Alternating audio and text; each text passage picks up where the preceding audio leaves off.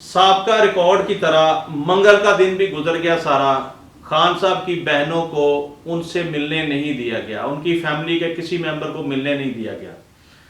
اب وہاں ایک اور کٹا کھل گیا کہ جو ان کی بڑی بہن ہے خان صاحب کی, وہ بیچاری نماز کے لیے وضو کرنے جا رہی تھی تو نالا کراس کرنا تھا نا, چھوٹا سا نالا تھا, وہ اس میں گر گئی.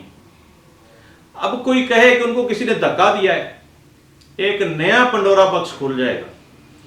آپ یقین کریں, آپ جتنا ٹائم کل کریں گے اتنا ہی نقصان ہوگا آپ کو, کیونکہ آپ نے تمام بنیادی حقوق جو ہیں وہ آپ نے غصب کر دیے, آپ زیادتی کر رہے ہیں.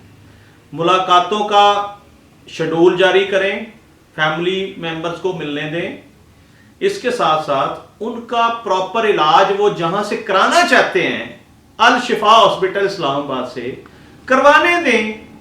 یہ ان کا بنیادی حق ہے, آپ ان کا بنیادی حق ان سے کیوں چھین رہے ہیں؟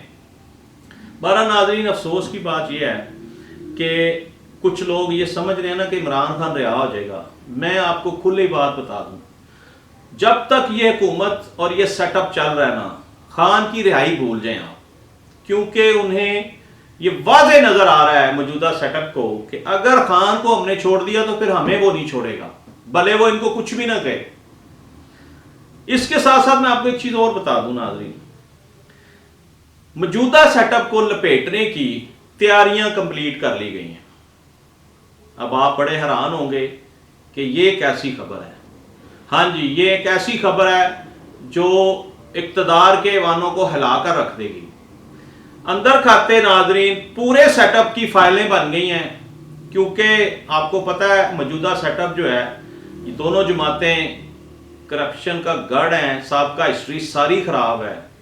تو موجودہ سیٹ اپ کو دیکھتے ہوئے فیصلہ سازوں نے ان کی فائلیں پہلے دن سے بنانا شروع کر دی تھی کہ یہ جو کچھ کر رہے ہیں ان کو کرنے دیں. جب سیٹ اپ میں یہ ناکام ہو جائیں گے پھر فائلیں کھلیں گی, پھر بھاگنے کا موقع نہیں ملے گا.